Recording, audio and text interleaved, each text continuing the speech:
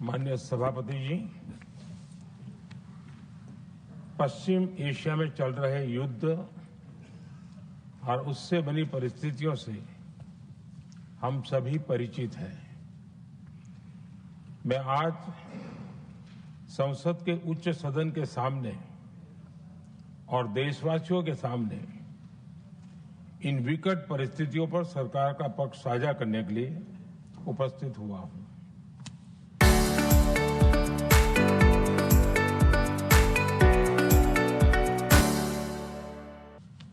पश्चिम Asia में चल रहे इस युद्ध को 3 सप्ताह से अधिक का समय हो चुका है।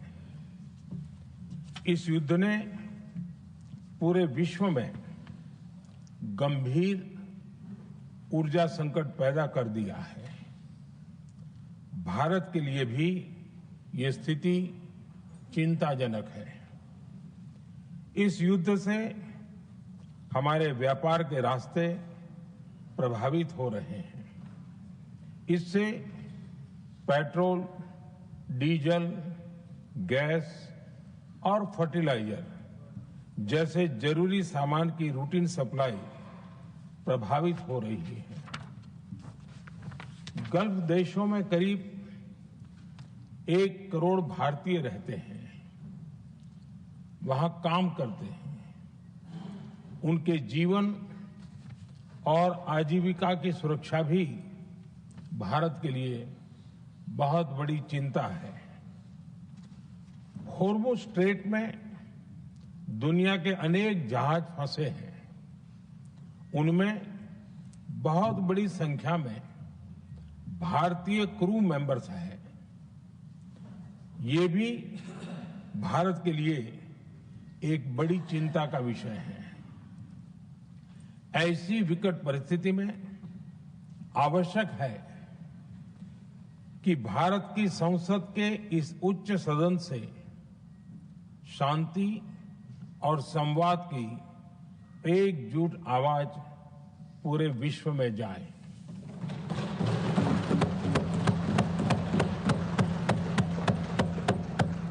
सभापति जी, युद्ध की शुरुआत के बाद से मैंने पश्चिम एशिया के ज्यादातर देशों के राष्ट्राध्यक्षों के साथ 2 राउंड फोन पर बात की है।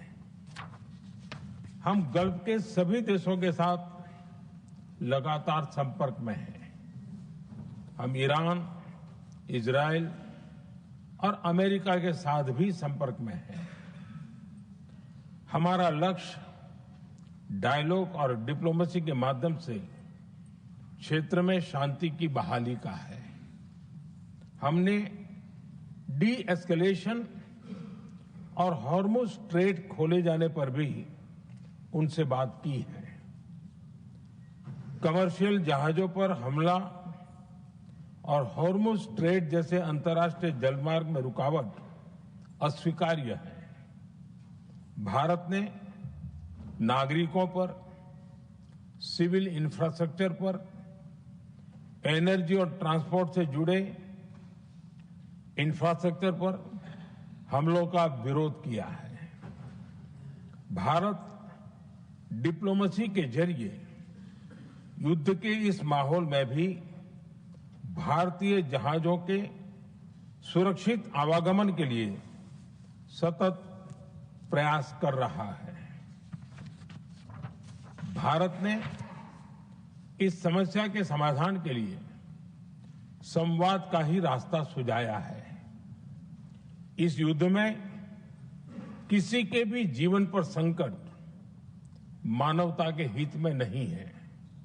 इसलिए भारत का सतत प्रयास सभी पक्षों को जल्द से जल्द शांतिपूर्ण समाधान के लिए प्रोत्साहित करने का है। सभापति जी, संकट की स्थिति में देश विदेश में भारतीयों की सुरक्षा हमारी बहुत बड़ी प्राथमिकता है।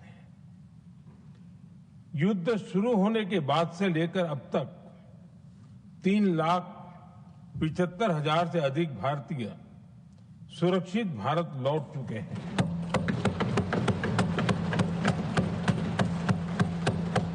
ईरान से ही अभी तक 1000 से अधिक भारतीय सुरक्षित वापस लौटे हैं। इनमें 700 से अधिक मेडिकल की पढ़ाई करने वाले युवा हैं। हमारी सरकार संकट के इस समय में पूरी संवेदनशीलता से काम कर रही है। सभी देशों ने वहां मौजूद भारतीयों की सुरक्षा का पूरा आश्वासन दिया है। हालांकि ये बहुत दुखद है कि हमलों के कारण कुछ भारतीयों की मृत्यु हुई है और कुछ घायल भी हुए हैं।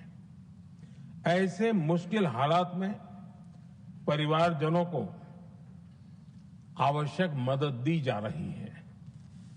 जो घायल हैं, उनका बेहतर इलाज सुनिश्चित कराया जा रहा है। सभापति जी, होर्मुज स्ट्रेट विश्व व्यापार के सबसे बड़े रूट्स में से एक है। विशेष तौर पर कच्चे तेल, गैस और फर्टिलाइजर से जुड़ा परिवहन इस क्षेत्र से बहुत बड़ी मात्रा में होता है। युद्ध के बाद से ही होर्मुज स्ट्रेट में जहाजों का आना जाना बहुत चुनौतीपूर्ण हो गया है। लेकिन विपरीत परिस्थितियों के बावजूद हमारी सरकार ने संवाद से, कूटनीति के माध्यम से रास्ते बनाने का प्रयास किया है।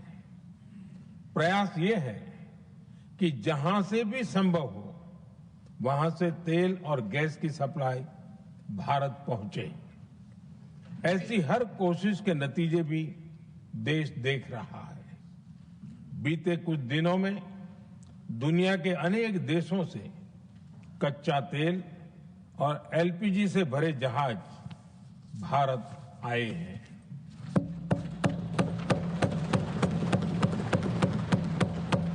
इस दिशा में हमारे प्रयास आने वाले दिनों में भी जारी रहेंगे। सभापति जी, भारत का प्रयास है कि तेल हो, गैस हो, फर्टिलाइजर हो, ऐसे हर जरूरी सामान से जुड़े जहाज भारत तक सुरक्षित पहुंचे। लेकिन इस युद्ध से बनी वैश्विक परिस्थितियां अगर लंबे समय तक बनी रहती है तो गंभीर दुष्परिणाम तय है। इसलिए भारत ने अपनी रेजिलियंस बढ़ाने के लिए जो भी प्रयास बीते वर्षों में किए हैं, उनको और गति दे रहा है।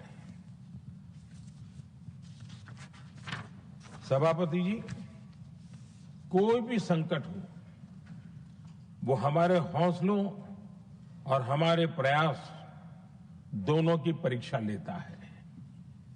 देश ऐसे संकटों का बेहतर तरीके से सामना कर सके, इसके लिए बीते 11 वर्षों में निरंतर निर्णय लिए गए हैं।